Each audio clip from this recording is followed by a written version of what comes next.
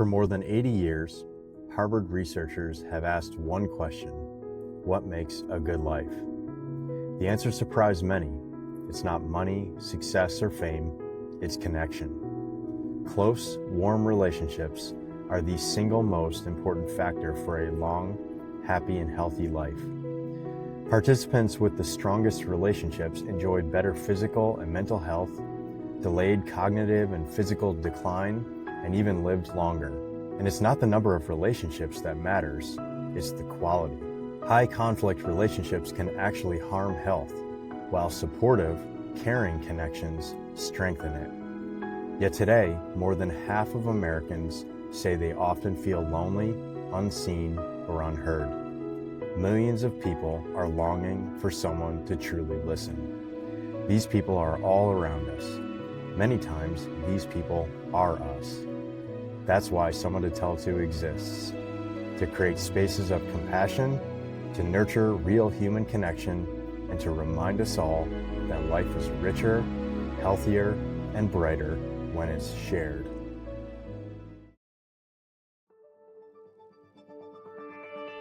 Welcome. Thanks for being here.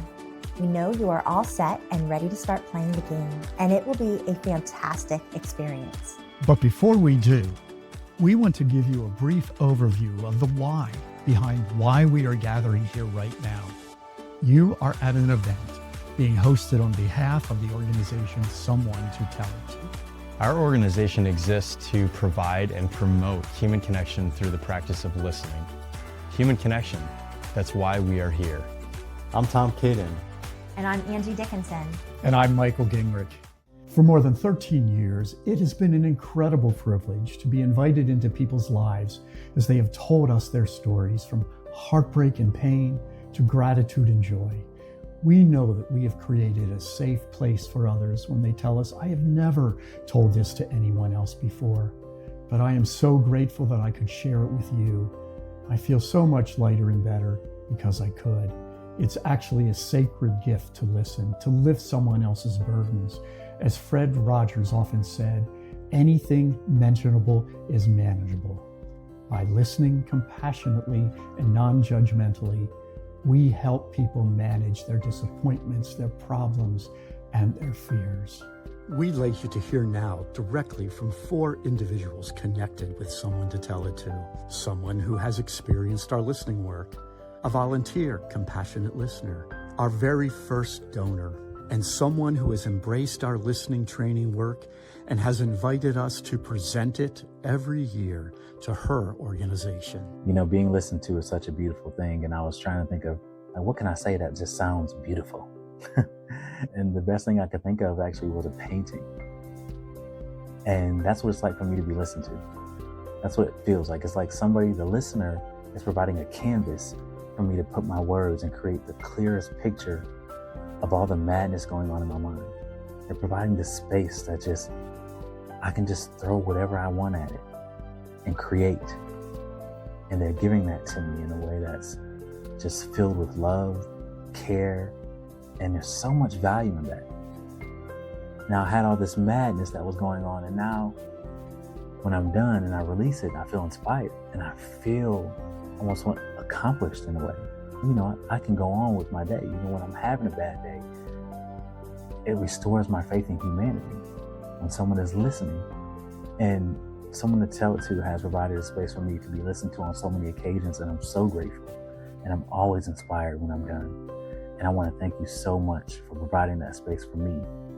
And I just hope that your mission continues on and the whole world gets to be a part of it, because everyone needs someone to listen to them.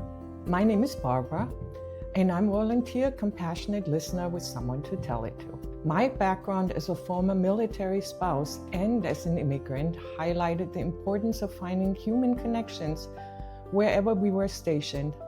And this is why I'm passionate about Someone to Tell It To. I would like to share with you about how listening has changed me as a person. Let me start by sharing about a listening interaction I had recently been part of and the incredible outcome I have witnessed. My listening partner and I were assigned to listen to a young woman who was at a personal and professional crossroad in her life. She was doubting herself, scared to show who she truly was, and was feeling unsure of what she could accomplish. We listened carefully and tried to encourage her, and I never would have expected what I saw just 2 weeks later at our next meeting. While she was dressed in dark colors before, this time she walked in wearing bright colors with a glow on her face and a little pep in her step. She felt empowered to live openly in every way, and an immense weight was lifted off her. She changed her job, went back to school, is currently working hard toward her dream job, and even made changes in her personal life. And I felt incredibly humbled to be a tiny part of it. Simply by feeling appreciated, seen, and listened to, this woman made drastic changes in her life, and I will not forget the power of that lesson. I've learned so many great lessons at Someone to Tell It To. I'm Sharon Sidorov, and I was Someone to Tell It To's first donor. Before Someone to Tell It To was created, I worked with one of the co-founders in a different setting and saw the value of compassionate listening. I wanted to support their vision to connect people through compassionate listening because the loneliness epidemic is real. I became their first board chair and continued to see the impact that listening and caring had on people. They have changed lives, including the lives of people I love very much. That's why I continue to donate to Someone to Tell It To and advocate for others to give as well. So I think I connected with the idea of making listening one of the things we should discuss in the leadership program so important, because I'm guilty myself of preparing a response in my head while someone's talking instead of truly listening before I think about how I'm going to respond. And so I knew it was an area of weakness for me. And, once I learned about the incredible mission of Someone to Tell It To, I thought this absolutely needs to be part of our leadership program. This needs to be a capacity that we're teaching. This makes somebody a better leader, a better friend, a better partner.